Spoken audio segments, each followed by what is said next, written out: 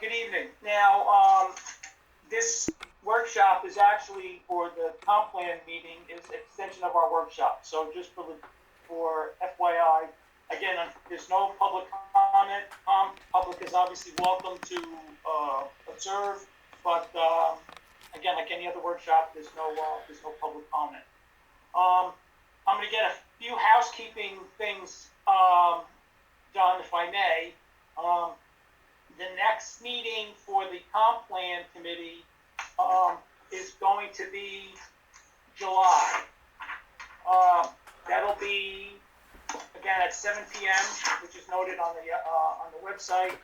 And our workshop in July is going to be July the 8th. So July 8th, 7 p.m. is going to be the comp plan committee meeting, and then 8 o'clock will be our regular workshop. So that's as far as the next event is concerned. I'm eventually going to turn things over to Max and JT. We're going to get a summary of the results of the survey, and then Max and JT make comment as far as some of the data, and I have some comments also with regard to the results myself. Then my understanding is that while JT just sent us the inventory and analysis this afternoon, he may be able to give us a brief summary. But again, once I turn it over to Max and JT, I will, they're basically going to run the show. And again, comp plan committee people, if you have any questions, again, you're all unmuted, so you'll be able to ask as we go along. But that having been said, Max, why don't you unmute yourself and take it from, and you start it off, and then you can hand it off to JT. Perfect. Absolutely, that's fine. I don't know if you can hear any of the background noise. Hopefully not. No, you're good. Okay, great. So as you mentioned, we're finishing up the INA and data gathering, public input gathering portions of the comp plan preparation. You should have received, JT has sent out the INA today. The survey results were officially compiled and sent out last week. So the purpose of this meeting will be to review those and to move forward for next month with visioning. So with that, JT, do you want to start off? Sure. Really, in terms of gathering information for the plan, the analogy we use is sort of like a four-legged chair. The first thing would be the SWOT meeting that we had back in January. That's one big piece of information gathering. The second thing would be the survey that we did. Then the third thing would be the inventory and analysis research that we've done. And then the fourth leg of the chair we'll do next in July, which is looking at those first three items and getting a list of goals and policies from the committee. That's the plan. The inventory analysis, I'm going to share my screen. I'm just going to take like 5 minutes, and when you review it, these are the key points that I found in the data. Of course, you guys will look at what we've done, and it's not entirely complete. We'll keep adding to it, of course, and filling it out over the next month or so. But these are the key points to take away from the inventory analysis when you review it. And then, of course, over the coming weeks, you may think of more things, and you can write to Mayor Presti if you think we need more information on certain topics or whatever, and he can get that to us. Then, after a few minutes of this, we'll talk about the survey results in a short presentation, and then we'll spend at least half the meeting hearing what you think about the survey results. So I'm going to share my screen. And hopefully, through the magic of Zoom, do you see a document that says inventory analysis key points, everybody? Yes, Yeah, Is it big enough? Should I make it any bigger?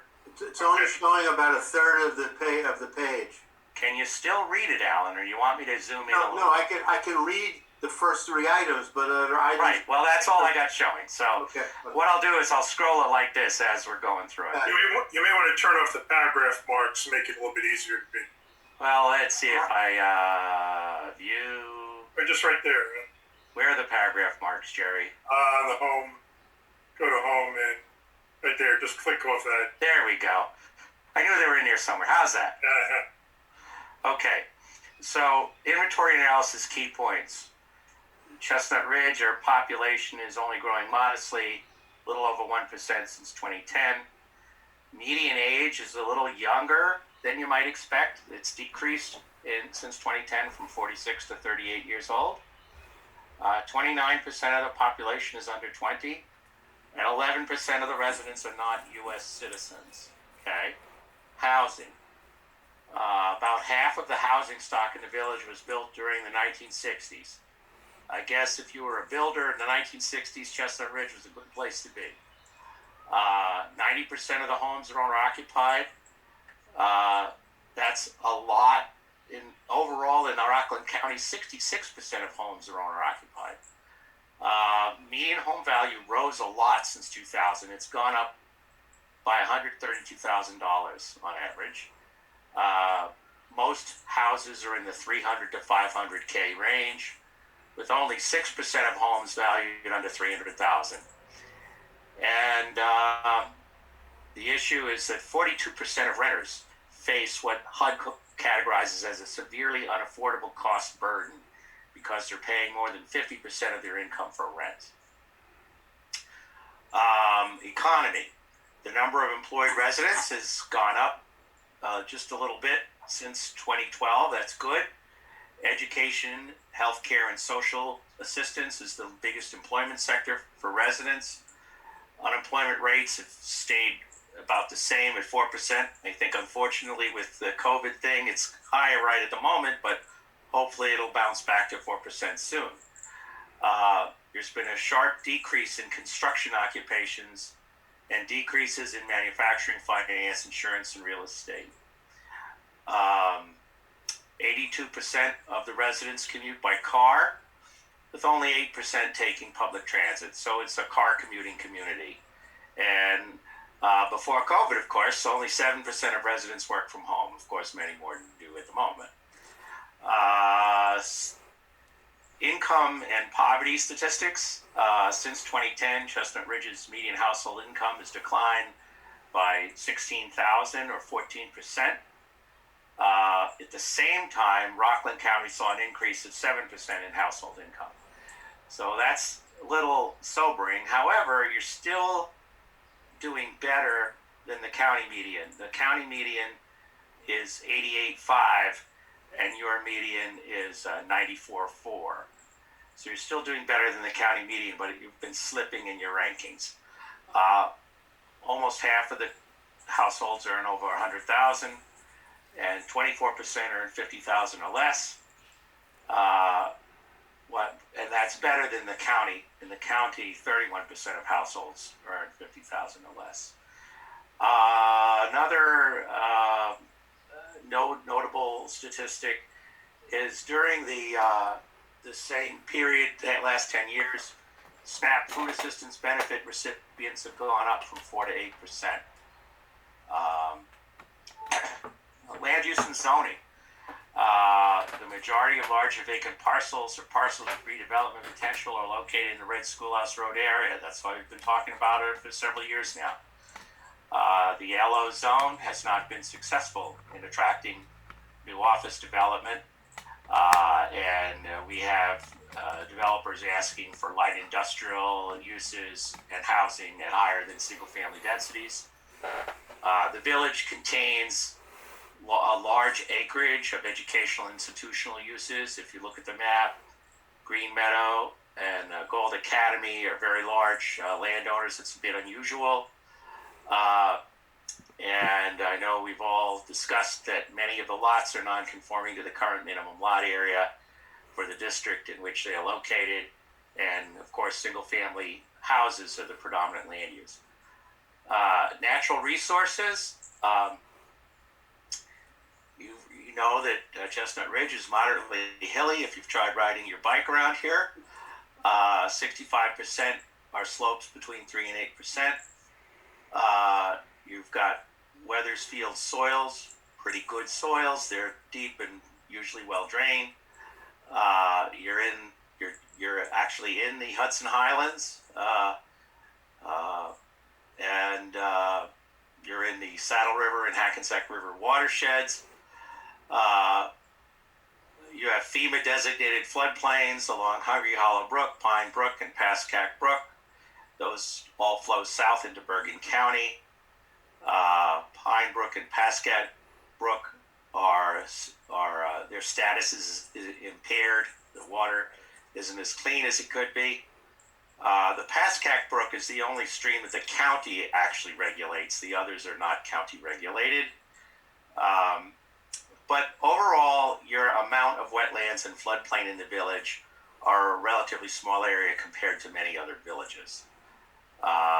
You folks are part of the municipal separate storm sewer system law, and it's called MS4, Municipal Separate Storm System, and that it complies with the federal laws.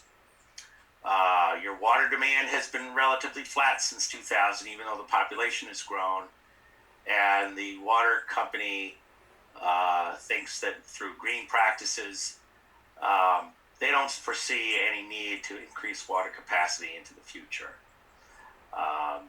The Natural Heritage Program that hasn't found any rare or state-listed animals, plants, or significant habitats. The village has never designated any critical environmental areas. You're pretty good with respect to hazardous sites. There are only 4 brownfield sites listed by DEC, and one of those has been remediated, and 3 are relatively minor and are subject to a voluntary cleanup program. Scenic and historic resources. You do have a number of older homes from your agricultural heritage, but there are no sites designated as historic or scenic within the village at this time. Some of the notable historical and cultural sites are the Little Red Schoolhouse Museum owned by the school district, the Duryea Farm at the Steiner Fellowship Foundation.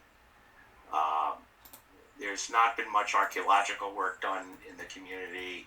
There's only 3 archaeological surveys on file that were done in connection with telecommunications tower for T-Mobile, dam repair, it's called the Scobo Dam, and also at the Hopf subdivision.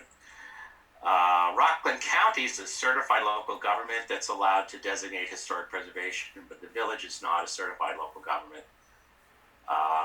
Some other notable things, there's the places, the Edward and Gold Academy has some Revolutionary War graves.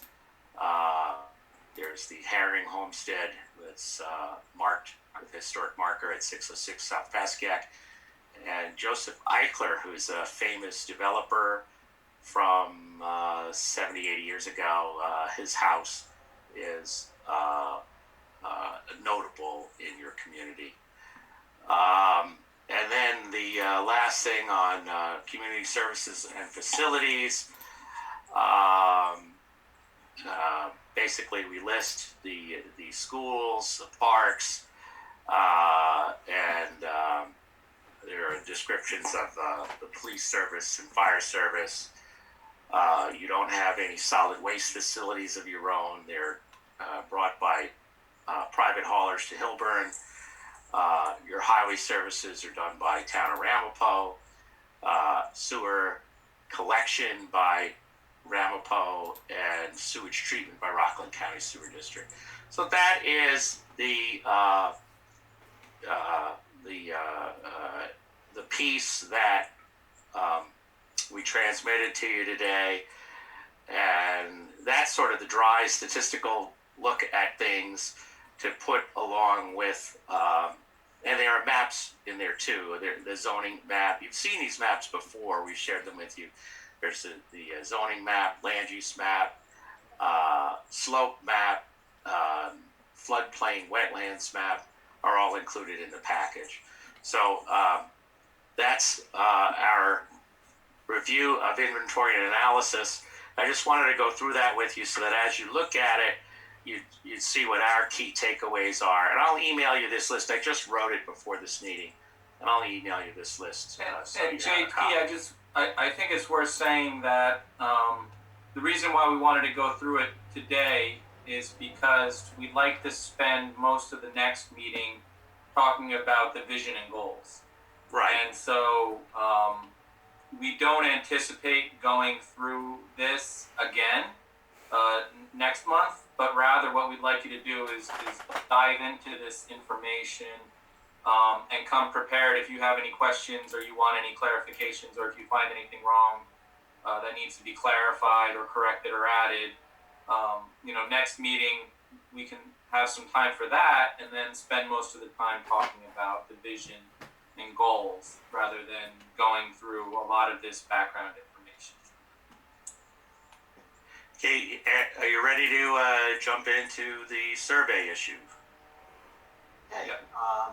Yes, that's because I think that's really what that's what we need to do. Now, I know you had alluded to the results initially. Max, did you want to speak on anything with regard to the survey, the data, the integrity thereof, something Well, like that? how about if I, since I'm the one that kind of really dealt with handling the analysis largely, why don't I start and I'll let Max chime in if I leave anything out. Good idea. On sort of setting up how we handled analysis of the survey and our impressions of how it all went. Perfect. Okay? Good. So you got a report on Friday night. And why don't you take that inventory analysis off this so we can see everything? oh, absolutely. I'm sorry. That's okay. Okay. Now can you see me again? I see it. Perfect. All right. So just to review about the whole the input pattern. Of course, that second meeting that we were supposed to have on March 19th got canceled. And when we met last on March 11th, we kind of, as a response to the COVID-19 pandemic, said, okay, we're going to have to really place more emphasis on the survey. And our survey was distributed started on March 19th. It went live, and we had 704 total respondents, and 555 of those were residents, and 143 were non-residents. That really is an extraordinary result. And since we wrote the memo, Max and I were looking at some other numbers. And in Monroe, their survey, our survey had 88 respondents for every 1,000 people. If you take the 704 and divide it by 8,000, the population of Chestnut Ridge, you get a rate of 88 respondents for every 1,000 people. In the town of Monroe, when we did a survey, it was 8 people per 1,000. So our response rate was 11 times higher than the town of Monroe. In the town of Poughkeepsie, which has 43,000 people, which is obviously many factors bigger than Chestnut Ridge. They had 637 responses against our 704. That's a rate of 15 responses for every 1,000 people, as compared to our 88 responses per 1,000 people. Now, I mean, that is can be interpreted both as a good and a bad thing. I guess a good thing in that there's a lot of interest, and maybe more interest than in other communities, and a lot of feeling that there's a lot at stake. But on the other hand, we did notice in the responses that, especially on the write-in responses, you'll note that we had instances where clearly people were working on surveys together or had been coached, in that numerous responses had the exact same words. And the chances of that happening by coincidence are really small. So I think a lot of the high response rate had to do with organizations mobilizing their members, and a lot of there must have been a lot of group discussion on answers in order to have that happen, where answers were worded. In terms of the computer sort of security issues, SurveyMonkey has a system built in where it will give you the IP address, or the long string of numbers that identifies the router where the computer's person was hooked up. And there were, for instance, 451 of the responses came from internet routers with a unique number. So the 451 of the responses came from like a single household or a single place of employment, a single internet router. There were 76 instances where 2 people shared a router location. Well, that makes sense, because if one person used their computer, one person used their phone, that would be 2 people using the same router if they were in the same house. And the SurveyMonkey is designed so that you can't enter it from the same computer twice. You may have I think the mayor even had that experience when he first tested it, that he tried it twice, and then the second time it said, you can't do that, right? Right. So there were 18 instances where people shared a router, 2 on a router. There were 3 instances of 4 people. There was 1 instance of 5 people, 2 instances where 7 people shared. How could there be 7 people on one router? It's possible everybody entered it from the same church or same place of business, or group quarters like the fellowship or nursing home.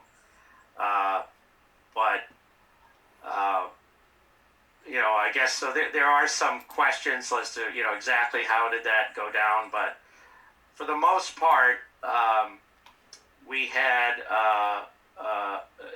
I didn't see any obvious thing where there was there may have been some group entry data, but not too much. Then, in terms of residents and non-residents, we had 143 non-resident responses. We have experienced that in other surveys, we get differing amounts of residents versus non-residents. For instance, in town of Poughkeepsie, 82% of the survey takers were residents. In Chestnut Ridge, we had 79% of the survey takers were residents. So that wasn't too out of line with some other experiences. But I think we had a little bit of higher non-resident responses, just a little bit higher than other places.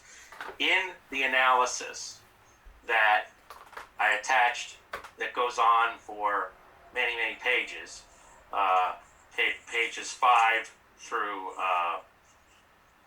8. That was based on the 555 resident responses. I gave you raw results for the 555 residents and and also the non-residents, and the raw results for everybody. So that's why you have 133 pages of attachments. So you have 3 full sets of results, but I only did the 8-page rundown or summary on the 555 respondents because for a few reasons. One is obviously the plan is for the village respondents are really important. It's good to know what non-residents think, but not as important, so I didn't do the workup on that. If you are really curious, how did the non-residents differ from our residents? Have a look at those. I gave you the results so you can look and see. Typically, they're almost the same percentages. They don't vary dramatically. And if you want to know, on average, how the whole 704, the full cohort of everybody, residents plus non-residents, thought, you can look at that in the raw results too, and compare it to the 555.